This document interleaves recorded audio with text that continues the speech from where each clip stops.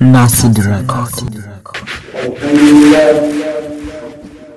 Alhamdulillah alladhi arsala rasulahu bil huda wa dinil haqqi liyudhhirahu 'ala ad-din kullihi walau kariha al-mushrikun.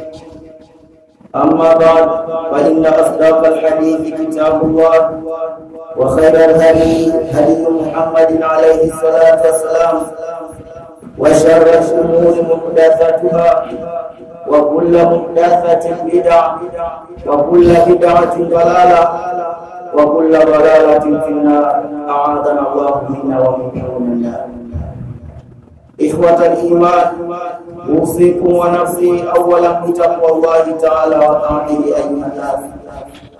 Ndugu zangu Waislamu, na wasieni pamoja na kuihusia nafsi yangu katika jambo la kumcha Allah subhanahu wa ta'ala.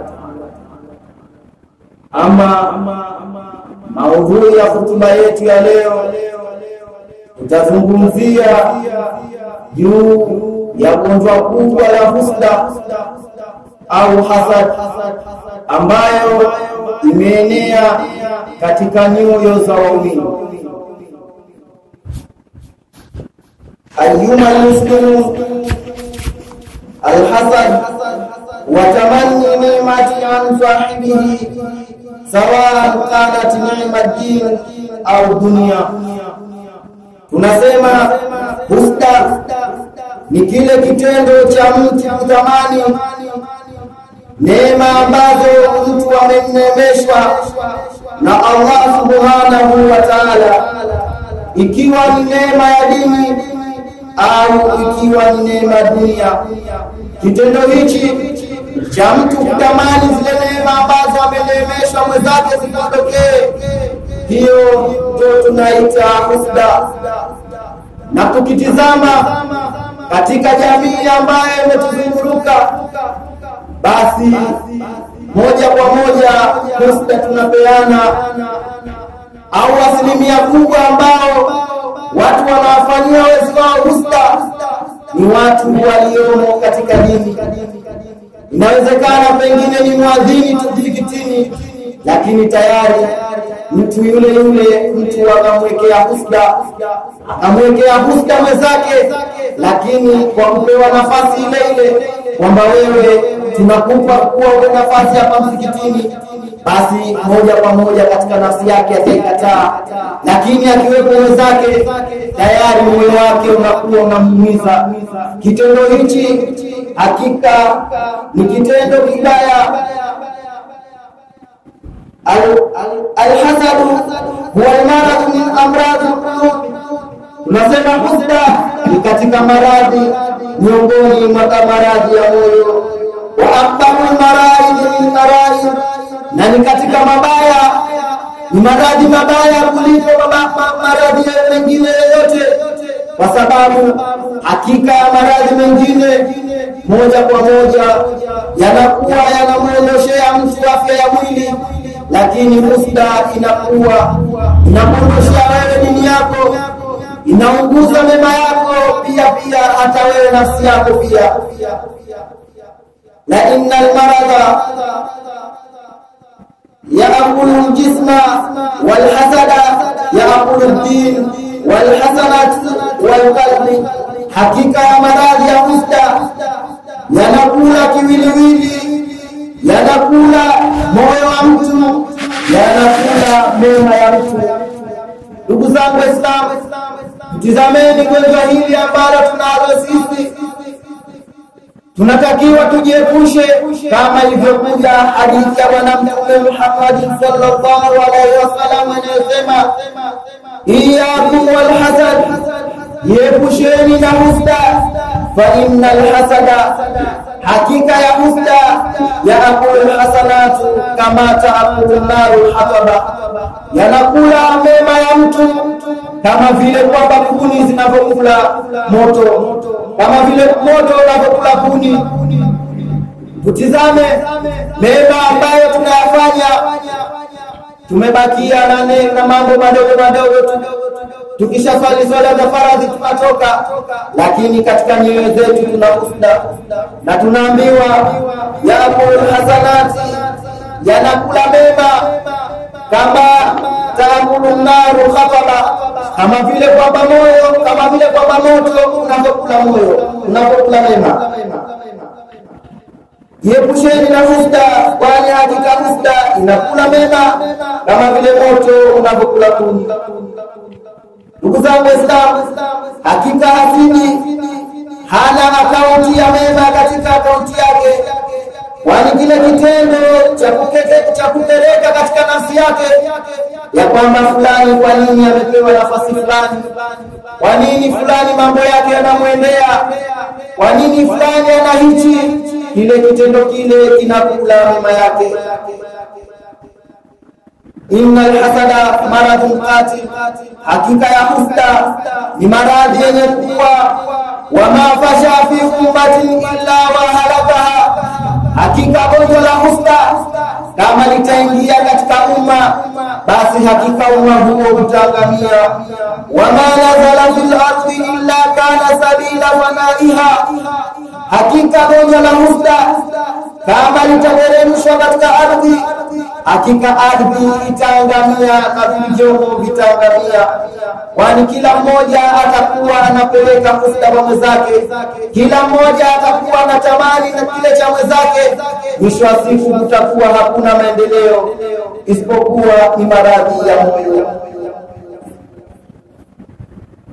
Wama tashara fi sufufi jama'ati illa kana sababu intikafiha, na husda kama italetwa katika safu au muunganiko wa watu, basi hii ndio itakuwa sababu ya kuvunjika vikundi hivyo, au kuvunjika safu hizo, au kuvunjika ule mshikamano ambao uliopo. Yote haya yanatokana na husda. Na ikiwa kama kuna watu wawili walipendana kwa Allah, walipendana kwa ajili ya Allah subhanahu wa ta'ala, na husda ikaingia katikati yake, basi hakika watu hao moja kwa moja husda itakwenda kuwapelekea waweze kuachana, waweze kutengana kwa sababu ya chuki ambayo imepandizwa katika mioyo yao. Innahu matharau, husda ndio chanzo cha kila balaa, wa manba'u kulla ada, na husda ndio chanzo cha uadui. Vile msemaji anasema aswaifu min swaifi shaytan yadhribu qulubul insan fayumadhikahu. Aswaifu min swaifi shaytan, husda ni upanga katika kumpanga wa shaytan, yadhribu bihi qulubul insan, anaupiga upanga huu katika nyoyo za wanadamu, fayumadhikahu, na anaukata vipande. Innahu silahu min silahati iblis, hakika ya husda ni silaha miongoni mwa silaha ya Ibilisi. Popote pale atakapotaka kuweza kupeleka au kuchafua sehemu hiyo, moja kwa moja huenda na kuweza kupandikiza punje ya husda, na hapo hakutakuwa hakuna maelewano. Yaghalisu ghaibatan wal baghdha'a wa yazra'u al-hikda wash-shahanaa baina an-nas. Ibilisi anapotaka kuleta au kuuroga umoja katika jambo la kidini au popote, basi hupenda kupanda chembe ya husda na hutumia kuweza kuvunja huo mjumuiko uliopo. Innal hasanata khallaq, hakika ya husda ni kinyozi, ya khaliqu dinu, inanyoa dini, wa hadamahu ya hadimu dunia, vile husda yenye kuiangamiza dunia. Ya talibul aishi fil haqqi wa fi daati rabatan bila katarin, as-safwa bila halqihi khalisku fa'adaka min dhilli wa man hasadu falghillu fil qalbi. mithlu al-ghalai fil unuq. Ewe mwenye uchungu wa maisha, ewe yule ambaye unatafuta maisha ili upate kufanikiwa katika maisha yako, ili upate kufunguliwa milango yako ya riziki, ili upate kufanyiwa maisha yako yawe mepesi katika ulimwengu wa dunia, basi jiepushe, jitakase moyo wako, usiwe na hata na punje ya ufta. Imekuja hadithi ya Mtume Muhammad sallallahu alaihi wasallam, hadithi inayosema la yajtamiu fi khawfi abdi al-iman wal hasad, ya kwamba haiwezi kukaa pamoja katika moyo wa mwanadamu, katika moyo wa muumini, hasadi na imani. Hakika vitu hivi viwili haviwezi kukaa pamoja. Endapo utakuwa mwenye kuwa na hasad, ukiwa na chuki na wenzako, ukiwa na roho ya kwa nini kapewa, basi ujue utabakia hivyo hivyo mpaka utaondoka katika ulimwengu wa dunia. Kwani hakika huwezi ukabadilisha kile chochote kwa mwenzako. Kwani yoyote yule ambaye amebarikiwa na Allah subhanahu wa ta'ala, ameinuliwa na Allah subhanahu wa ta'ala, ameruzukiwa na Allah subhanahu wa ta'ala, wewe huwezi kumuondolea chochote kile, hata ufanye kitu gani. Ikiwa Allah subhanahu wa ta'ala hajataka, basi uhakikishe ya kwamba huna uwezo wa kuweza kufanya jambo lolote, au huna uwezo wa kuweza kumuondolea kile ambacho amepewa yeye. La yazalu nasu bikhairi ma lam yahtasab, hakika kheri haiwezi kuwepo endapo watu watakuwa wanakusudiana. Hakika kheri haitadumu pale ambapo watu watakuwa wanadumu na husda. Tuelewe ya kwamba husda kwetu sisi inakuwa ni kiwebe, kwa sababu inatuondolea mema yetu. Innal hasada umamu wa salatin shuubi, hakika hasadi ndio gonjwa ambalo liliwapata wale waliokuwa kabla yenu, ndio gonjwa lilienea katika damu ya Waislamu wengi. Imam Ahmad amepokea hadithi ya Bwana Mtume Muhammad sallallahu alaihi wasallam, hadithi inayosema dabba ilaykum daru umamin qablikum alhasad wal baghdau, hakika gonjwa lililowakuta wale ambao waliokuwa kabla yenu ni hasadi na chuki. Al-baghdau huwa al-khaliq la aqulu tahliku sha'ari, hakika ya baghdha, hakika ya chuki ni kinyozi, lakini hii haimwele, bali tahliku dunia, bali tahliku dini, bali hii hasadi na hii chuki inanyoa dini. Ala khaliqullahu ahsanul khaliqin, ya Allah tunakuomba wahalikishe watu mahasidi na wale ambao wanakusudi, wakinge na zile ambazo mustawi wanapelekea wao. Wallahu tabaraka wa ta'ala wa biqawlihi yahtadun wa idhal qur'anu fastami'u lahu wa ansitu la'allakum turhamun. وقال عز من قائل عليم وإذا قرأت القرآن فاستعذ بالله من الشيطان الرجيم. أعوذ بالله من الشيطان الرجيم.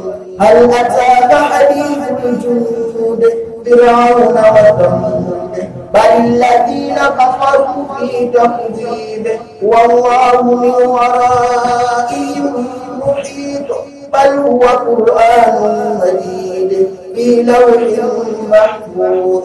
بارك الله لي ولكم في القرآن العظيم ورفعني وإياكم بآيات وذكر حكيم. أقول قولي هذا واستغفر الله لي ولكم فاستغفروه إنه هو الغفور الرحيم وهو البر الكريم. ادعوا الله وأنتم موقنون بالإجابة.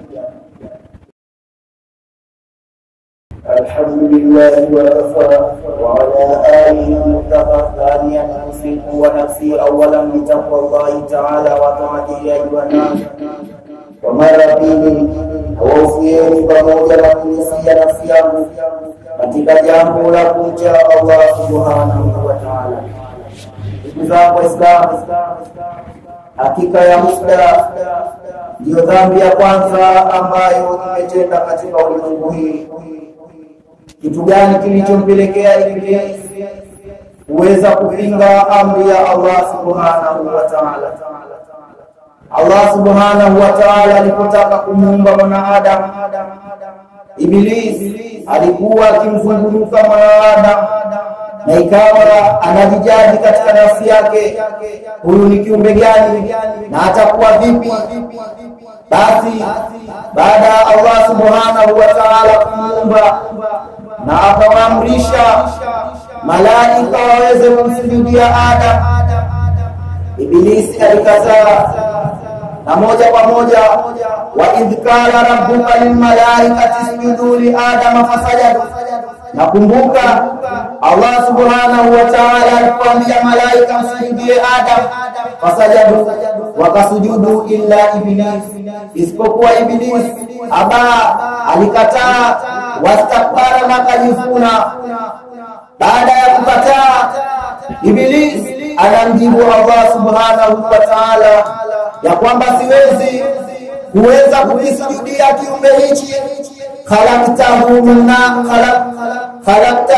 narin wa khalaqtahu min tin, ya kwamba hakika huyu umemuumba mimi, umeniumba kwa moto, na hakika huyu umemuumba kwa udongo. Ya kwamba moja kwa moja ile musda yake ilipelekea kutoweza kutii amri ya Allah subhanahu wa ta'ala. Na vile vile Allah subhanahu wa ta'ala anatuonesha katika aya hizi ya kwamba Iblis sio miongoni mwa malaika, kama vile ambavyo tunasema Allah subhanahu wa ta'ala anasema katika suratul Kahfi, wa idh qulna lil malaikati isjudu, nakumbuka tulipoambia malaika wasjudu li Adam, wamsujudie Adam, wasajadu, wakasujudu illa Iblis, isipokuwa Ibilisi. Kana minal jinni, hakika Ibilisi alikuwa ni miongoni mwa majini, wala hakuwa miongoni mwa malaika. Fasaka an amri rabbihi, kisha akaweza kuipinga amri ya Mola wake.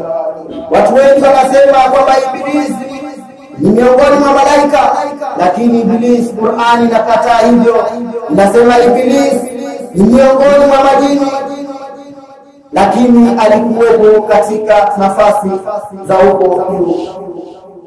Ndugu zangu Waislamu, ama dhambi nyingine ambayo imetendeka kwa wanadamu au inapelekea kumwaga damu, ambayo ilisababishwa na musda, ni dhambi ya Habil kumuua ndugu yake Kabil, na yote itokana na musda.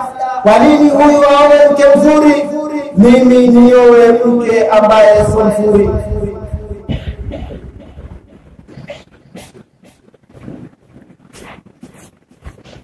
Bibi Hawa au mama yetu Hawa alikuwa kwa siku anazaa watoto wawili, asubuhi anazaa wawili na jioni anazaa wawili, lakini kutokana na kwamba dunia au Allah subhanahu wa ta'ala aliweka kwamba tuweze kuzaa katika ulimwengu, ikawa akatoa ya kwamba yule ambaye atazaliwa asubuhi aje amuoe dada ambaye atazaliwa jioni. Manake walikuwa wanazaliwa mapacha, mmoja wa kiume na mmoja wa kike. Kwa hiyo Habil akaambiwa aje amuoe mtoto wa Kabil, aje amuoe ndugu yake Kabil, japokuwa wanatoka tumbo moja, lakini wamezaliwa tofauti. Kutokana na haya akapinga amri ya Allah subhanahu wa ta'ala, akasema hakika mimi siwezi kwenda kuoa yule, kwa sababu mimi ambaye nimezaliwa naye huyu ni mzuri, kwa hiyo mimi nataka kumuoa huyu. jambo ambalo shetani akaingia ndani yake, akapanda punje ya usta, ikampelekea kaka mtu kuweza kumuua ndugu mtu. Allah subhanahu wa ta'ala anasema watawat lahu nafsuhu al-tahihi faqatalahu fa asbaha min al-khasirin, basi nafsi yake ikampelekea kumuua ndugu yake na akamuua na akawa miongoni mwa waliopata hasara.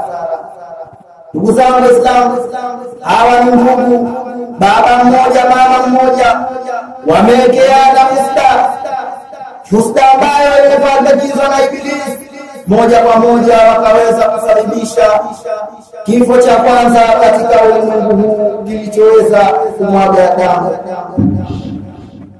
Ni kipi kilichopelekea Mayahudi kumpiga vita Mtume Muhammad sallallahu alaihi wasallam tokea kipindi hicho na mpaka kesho kutwa bado wanampiga vita Mtume Muhammad sallallahu alaihi wasallam?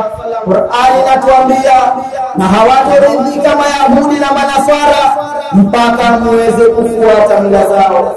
Vile vile Qur'ani inatuambia, wadda kathiru min ahli alkitabi law yaruddukum min ba'di imanikum kuffaran hasadan min indi anfusihim min ba'di ma tabayyana lahum alhaq.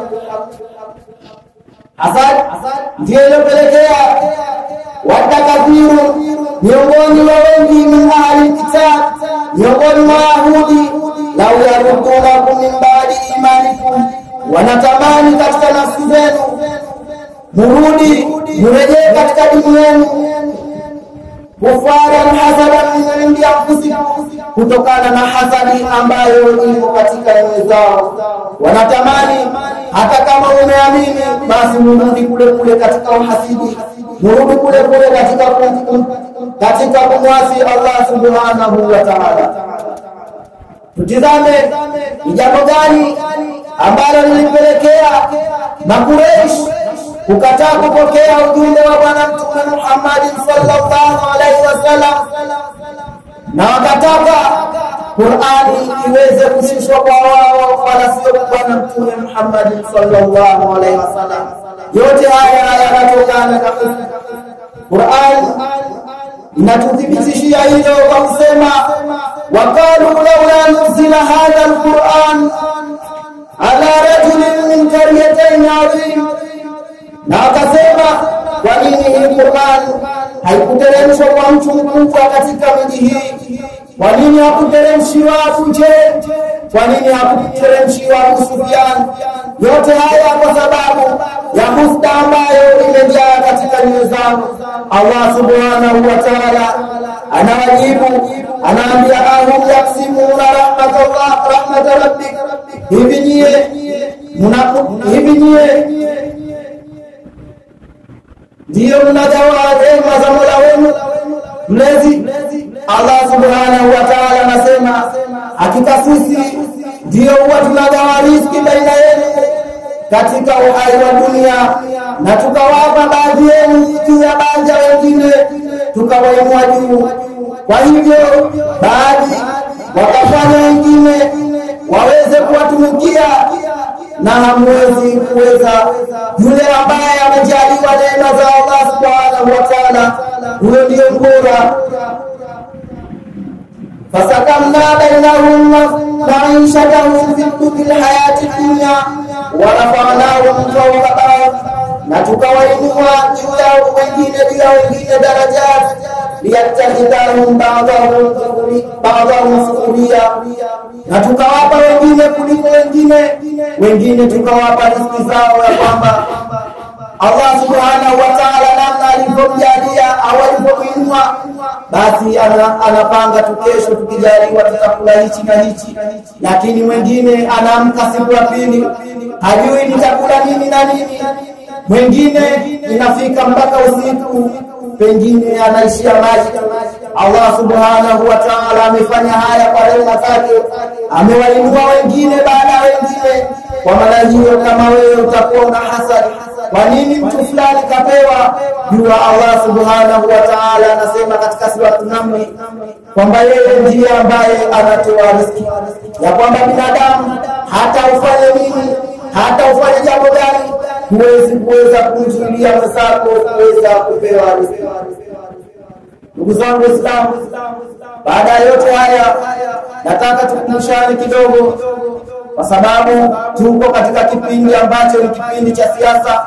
Kwa maana hiyo, kwa wale ambao wako katika system hiyo, hii ndio wanapopanga pale wanapohutubia, watizame tindimi zao, wasiwe ni wenye kuchupa mipaka ya Allah subhanahu wa ta'ala. Kwani hakika shirki imeenea, watu wanamkufuru Allah subhanahu wa ta'ala. Zaidi kuwa kwa watu ambao pengine tunasema si Waislamu, japo hata katika hivyo vitabu vyao havionyeshi ya kwamba wanatakiwa kusema maneno hayo sahihi. Hata wale ambao mashehe wakubwa ambao tunawatizama wanasimama katika mimbar na wanamuomba Allah subhanahu wa ta'ala kwa jina la Yesu. Allah subhanahu wa ta'ala anamwambia Mtume Muhammad sallallahu alaihi wasallam katika sura Al-Isra aya ya mwisho, anamwambia Muhammad, waambie watu waniombe kwa jina la Allah au jina la Rahman. Hakika kumshirikisha kwa Allah subhanahu wa ta'ala kumeenea. Kwa hiyo tutizameni dini zetu, kwani hakika chochote tunachokizungumza tutakwenda kuulizwa kwa Allah subhanahu wa ta'ala. Haya ni mambo ya muda mfupi tu, ni pengine baada ya mwezi tu tayari yameshapita, lakini atizame maneno unayozungumza yana uzito gani kwa Allah subhanahu wa ta'ala. Allah subhanahu wa ta'ala anamwambia Mtume Muhammad, walaqad uhiya ilaika, imefunuliwa kwako Muhammad, wa ila alladhina min qablika, na wale mitume waliokuwa kabla yako, la in ashrakta la yahbatanna amaluka. Kama Muhammad, kama utanishirikisha, amali zako zote zitakuwa habaa mansura, zitakuwa ni vumbi tu. Huyu ni Mtume Muhammad sallallahu alaihi wasallam, mtume ambaye anaambiwa amesamehewa dhambi zijazo na dhambi zilizopita. Tutizame sisi. Kwa hiyo nasaha zangu ni hizo: inna Allaha wa malaikatahu yusalluna ala nabi ya ayyuhalladhina amanu sallu alayhi wa sallimu taslima.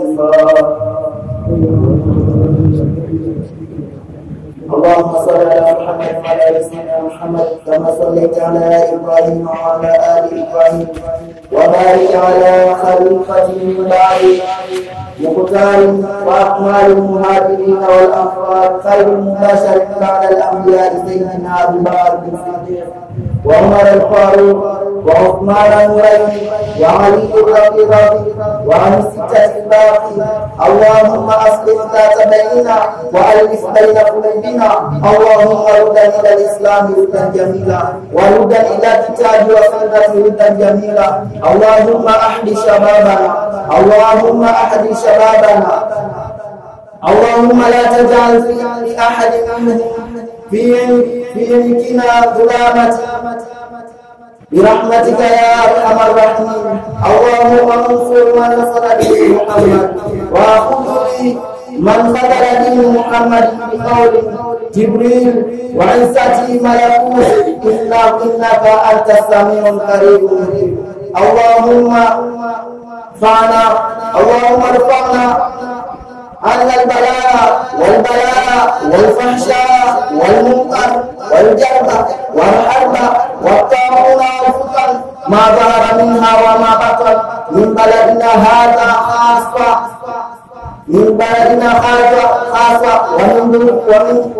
ومن بلاد المسلمين مع الكرامة، إنك أنت السميع العليم. ربنا آتنا في الدنيا حسنة وفي الآخرة حسنة وقنا عذاب النار وعذاب القبر. عباد الله، إن الله يأمركم بالعدل والإحسان وإيتاء ذي القربى وينهى عن الفحشاء والمنكر والبغي يعظكم لعلكم تذكرون. اذكروا الله العظيم يذكركم واشكروه على نعمه يزدكم ولذكر الله أكبر والله يعلم ما تصنعون. Ni wajibu wa adhana kuitikia na pasiwepo khiana kukimbilia. Tufanye haraka sana tukisikia, na kila lenye fitina kuliachia. Ni wajibu